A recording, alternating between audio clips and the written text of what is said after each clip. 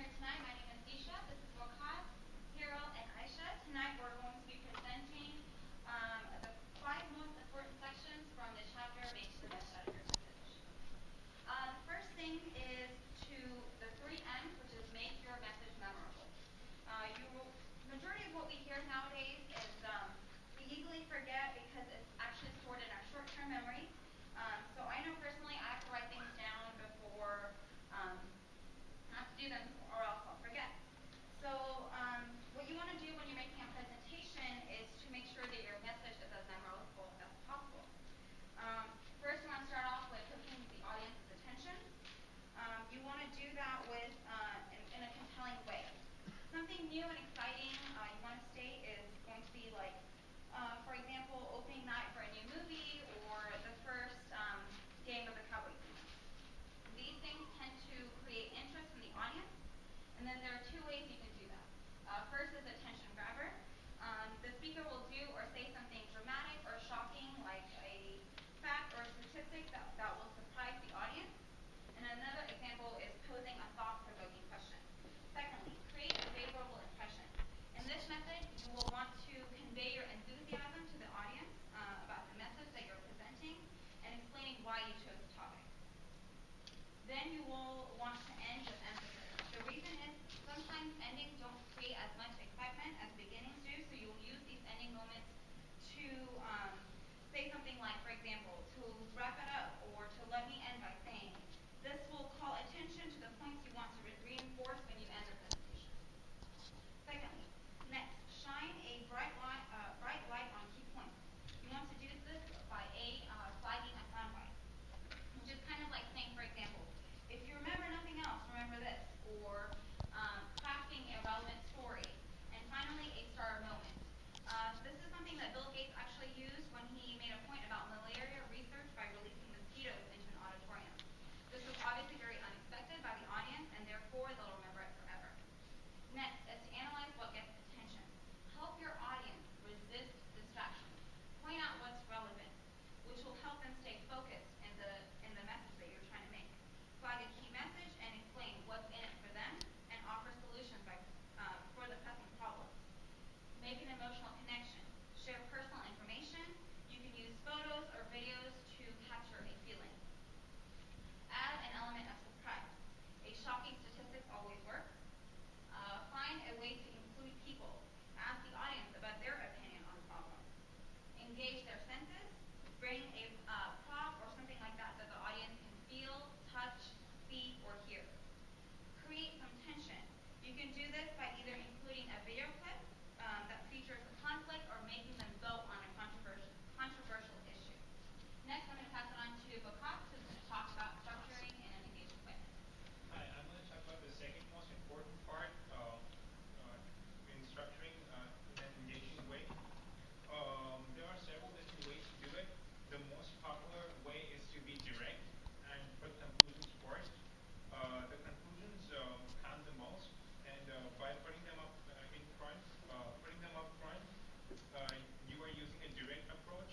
The direct approach has a lot of advantages. The first one is that it's easy to follow. When conclusions come before details, people have an easy time following the message. The direct approach also saves time. Sharing your conclusions first is efficient. If you put your conclusion up front, you can make the point faster. And the final advantage is that it focuses on the audience interest. When you give people information they want right away, you're meeting their needs. Another way to ensure that you structure your message in an engaging way is to reinforce conclusion at the end. As you share your conclusion in the beginning, you are providing extra emphasis by summarizing them at the end as well. In another way to structure your message is to use the indirect approach. This is used rarely in circumstances where the message is debatable and can lead to disagreement during the presentation, and that's why it's a better idea to save the conclusion for the end. It can also be used in cultures that are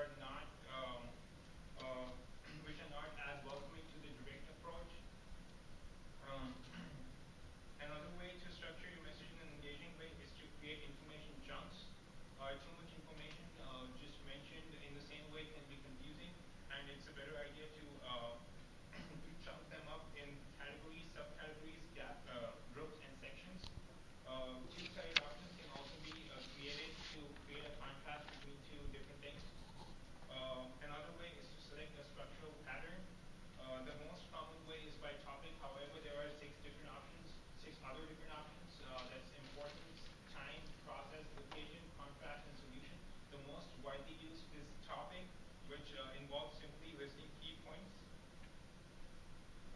Explaining the flow is another way of structuring your message in an engaging way. You can do that by searching a theme.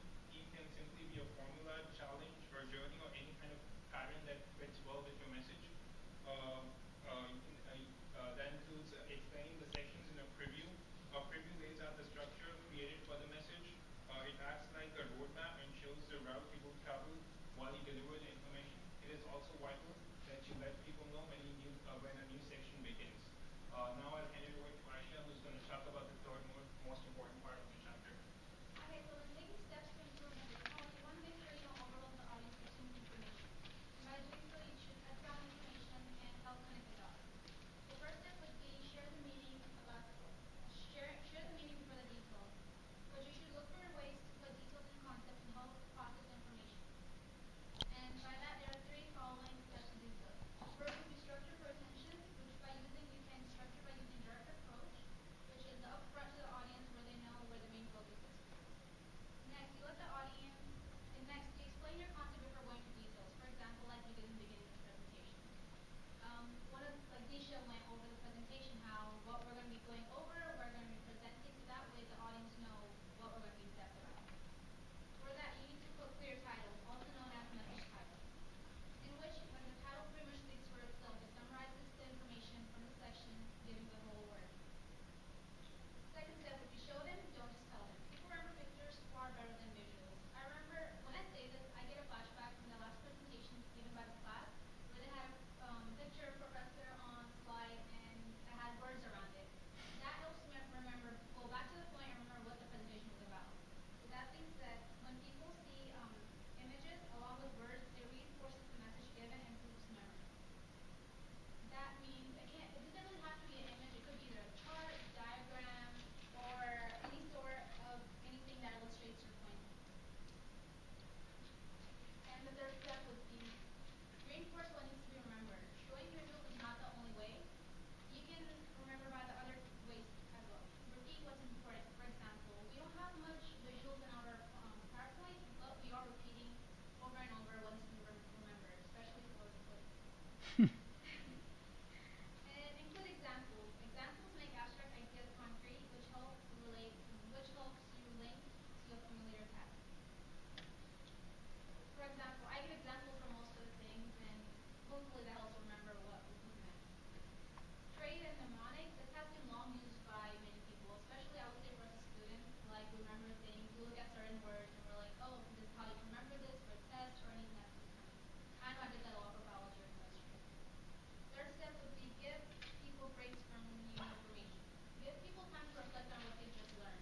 I know for long 3-hour long classes, professors normally give you a 10-minute break or so to go stretch or anything so they could help process the information. And also, there are three different ways to do so. Schedule a break. Break doesn't have to be anything major. It could be either from a bathroom break, coffee break, or a stretch break. Also, encourage questions and comments. It helps people clarify their ideas and make connections like we did for current event presentations. At the end of the time, we would ask questions and get other people to give their opinion. That way we could help relate to what was going on and understand what each was saying. Also, be sure to pause. After giving the information, silence gives people time to think and process what's been said. And that being said, I'll pass it on to Harold to go into the third.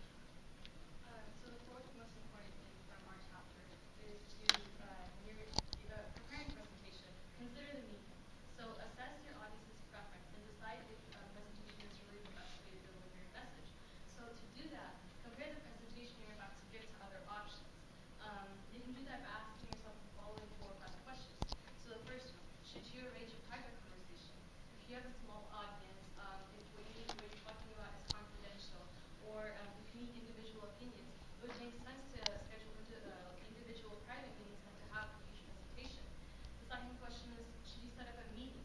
So if you need a lot of information from the group, or if you need a lot of feedback, or if you want group interaction, a presentation wouldn't be the best way to do that. So then schedule a meeting.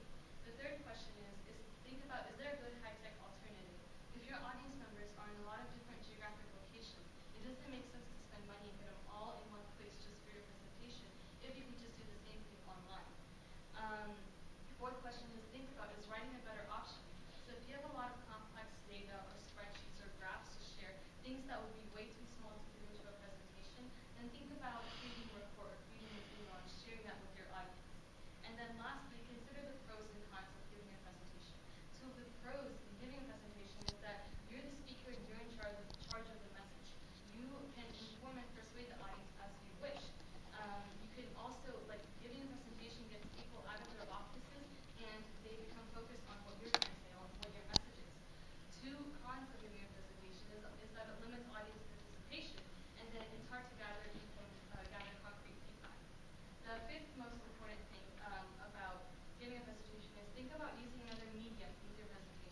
So think about adding written materials or encourage the audience to ask questions or express their views. So to do that, there's 3 different ways. You can distribute handouts or you can email materials. So like we had mentioned earlier, if you have a lot of complex data to discuss or complex data to go over, you can't do that standing up here showing a very big graph if the audience doesn't understand it. So think about creating a report or a handout to give to your audience beforehand. Or maybe creating a slideshow handout that has those slides so the audience can follow through with you. You can also include some interaction, so include a question and answer session that can be low key where you just get some generic feedback, or it can be spirited if you want to just reach a decision. And then lastly, layer your communication efforts. So if you have a very big message, or if you have a process that you need to convey, then think about having follow-up presentations or follow-up meetings in order to get your presentation truly conveyed. That concludes our presentation. We're going to go on to the quiz. Thank you for listening to us today.